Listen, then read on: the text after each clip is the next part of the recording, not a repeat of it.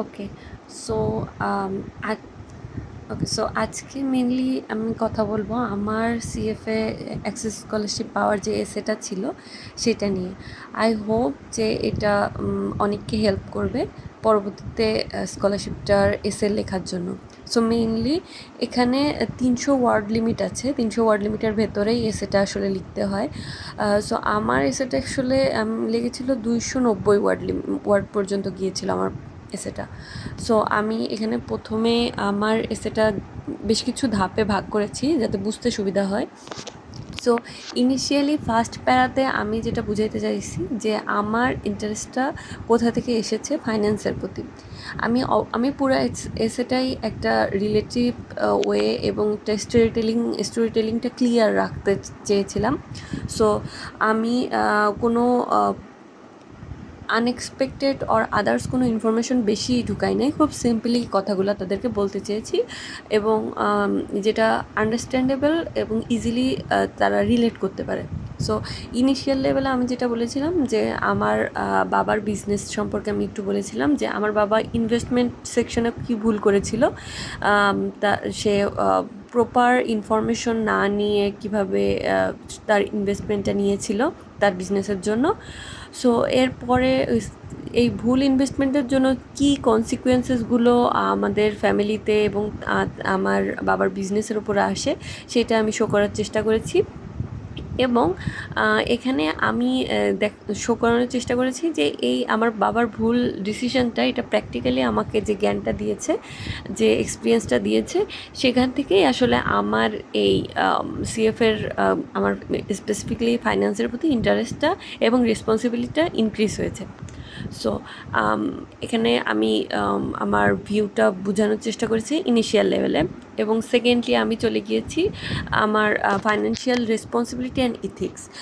একটা জিনিস আমি ইম্পর্টেন্টলি বলে রাখতে চাই যে সিএফএ কিন্তু অলওয়েজ ইথিক্সটা সিএফের জন্য একটা অনেক ওয়েট ক্যারি করে। ইথিক্সের একটা সাবজেক্টও আছে আলাদা সিএফএতে। সো কোনো আনইথিক্যাল ওয়ে আর আপনি যদি ইথিক্সটা আপনি ফাইন্যান্সিয়াল ইথিক্সটা কীভাবে হোল্ড করতে পারেন, কীভাবে এস্টাবলিশ করতে পারেন, এরকম যদি কিছু একটু আপনার রেসের ভেতরে আপনি শো করতে পারেন, আমার মনে হয় এটা আপনার রেসেটাকে আরও বেশি এনরিচ করবে। সো আমি আমার ব্যাকগ্রাউন্ড সম্পর্কে আরেকটু বলেছি এবং আমি শো করেছি যে আমার জন্য সিএফএ আসলে জাস্ট একটা অ্যাম্বিশন না। আমি যেহেতু অলরেডি আমি ফাইন্যান্স প্রফেশনে আছি এবং আমার লাস্ট 3 ইয়ার্সের ওয়ার্ক এক্সপিরিয়েন্স আছে। সো আমি আমার ফাইন্যান্সিয়াল সেক্টরে আমি জাস্ট যে আমার অর্ডিনারি পিপলের জন্য কাজ করব তা না, আমি চেষ্টা করব ফাইন্যান্সের যে টেকনিক্যাল বিষয়গুলো থাকে সেগুলো জেনারেল পাবলিকের কাছেও যেন আন্ডারস্ট্যান্ডেবল ওয়েতে পৌঁছায়। সো এরপর আমি চলে এসেছি আমার প্রফেশনাল এরিয়াতে, মানে আমার ওয়ার্ক এক্সপিরিয়েন্স যে সেক্টরে ছিল সেটার সাথে ফাইন্যান্স কীভাবে রিলেটেড। আমি কিন্তু আমার প্রথম 2টা প্যারাগ্রাফের থেকে এটা আমি খুব বেশি ডিফার করার চেষ্টা করি নাই।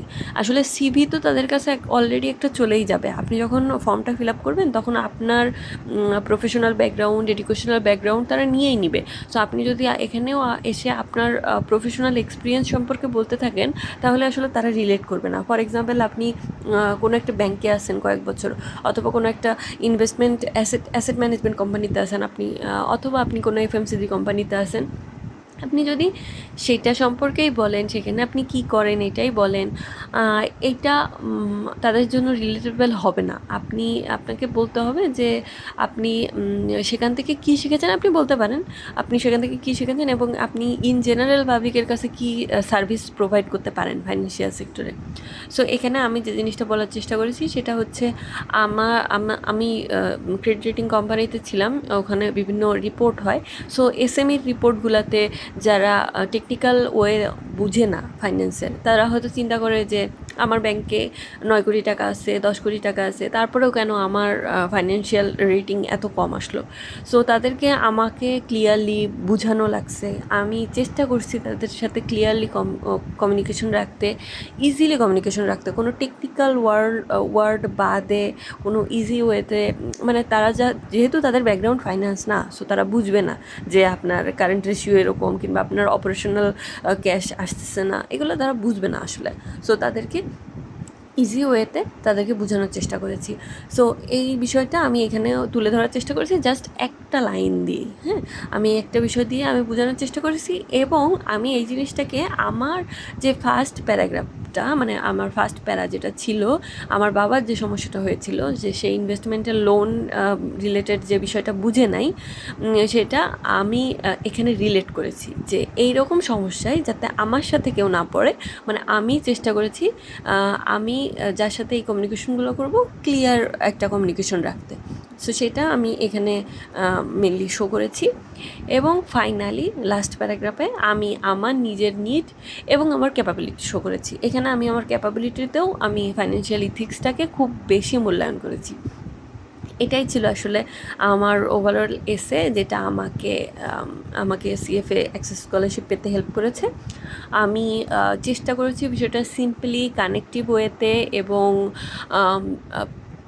প্রফেশনালি শো করতে, এবং অবশ্যই বিষয়টা আমি এমনভাবে রাখিনি যাতে বিষয়টা এমন হয়ে যাক যে আমার সিভির একটা প্যারাগ্রাফ ভার্সন, কেননা অলরেডি তাদের কাছে আমার সিভি যাচ্ছে। সো সেখানে তারা আমার ব্যাকগ্রাউন্ড সম্পর্কে জেনে যাচ্ছে। সো সেখানে এখানে এসেতে আমাকে আলাদা কিছু বলতে হবে, আলাদা কিছু তাদেরকে বুঝাইতে হবে। সো আই হোপ দ্যাট আমার এই ভিডিওটা আপনাদের হেল্প করবে পরবর্তী স্কলারশিপের অ্যাপ্লিকেশনের জন্য। Thank you.